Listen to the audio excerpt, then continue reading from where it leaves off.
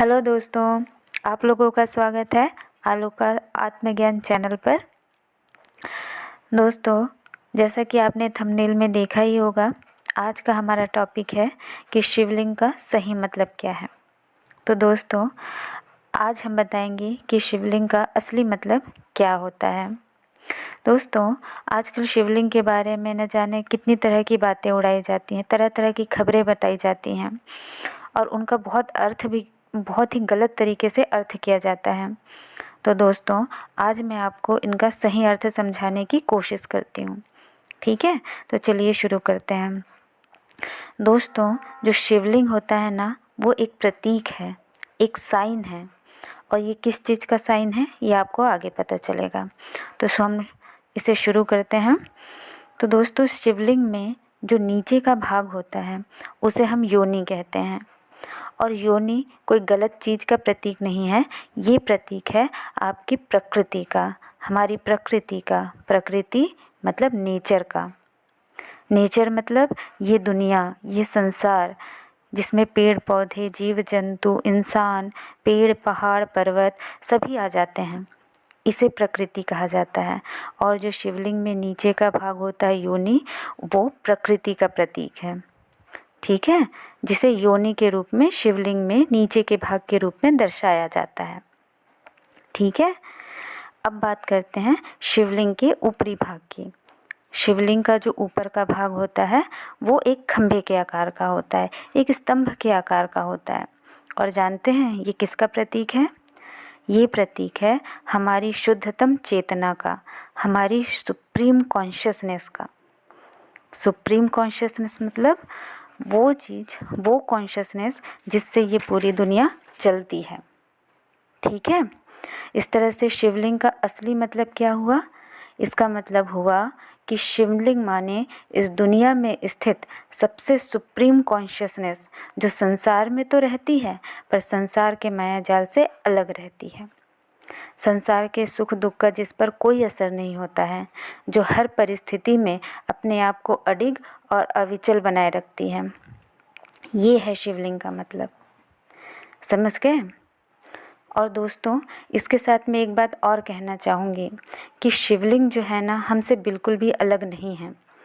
हम भी शिव हैं, मतलब हम भी सुप्रीम कॉन्शियसनेस हैं, लेकिन हमारे अंदर ये सुप्रीम कॉन्शियसनेस, ये शुद्धतम चेतना छुपी हुई रहती है। कैसे? दुनिया के माया जाल से, सुख दुख से, परेशानियों से और अलग अलग तरह की कंडीशनिंग जो हमारे ऊपर हुई रहती है, उसकी वजह से हम हमारे अंदर जो शिव स्थित है ना, उसे हम समझ नहीं पाते हैं और हमेशा सुख दुख में फंसे रहते हैं। पर दोस्तों, जैसे जैसे हम अपने मन को हम साफ करते हैं, जैसे जैसे हम शुद्ध होते जाते हैं, जैसे जैसे हमारे अंदर अच्छाइयों की वृद्धि होती जाती है, सुख को दुख को हम समझने लगते हैं, वैसे वैसे हम में शिवत्व जागृत होता है। मतलब हम भी सुप्रीम कॉन्शियसनेस की तरफ आगे बढ़ते जाते हैं और हम में भी जागरूकता आती है, हम में भी अवेयरनेस बढ़ता है।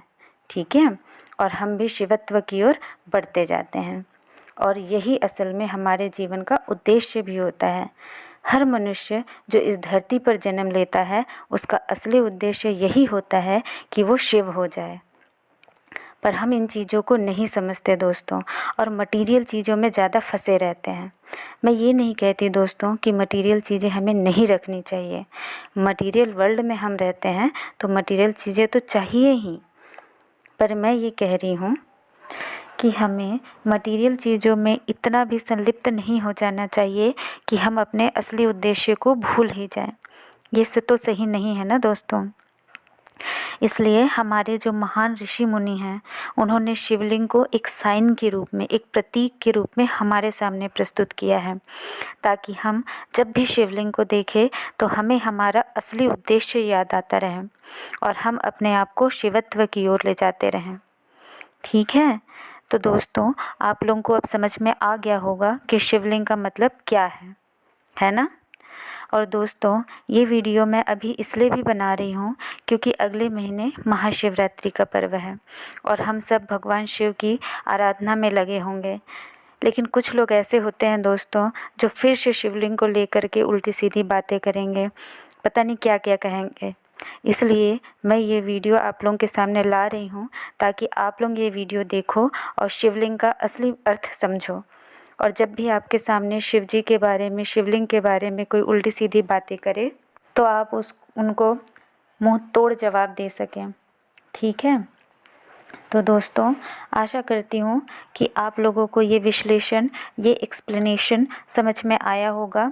और दोस्तों, अगर समझ में आया है तो प्लीज़ मेरी वीडियो को लाइक ज़रूर कीजिएगा, मेरे चैनल को सब्सक्राइब ज़रूर कीजिएगा। ठीक है। तो दोस्तों, आप सब सुखी रहिए, स्वस्थ रहिए। और अब मैं चलती हूँ और आप लोगों से मिलती हूँ अपने अगले वीडियो में। तब तक के लिए बाय।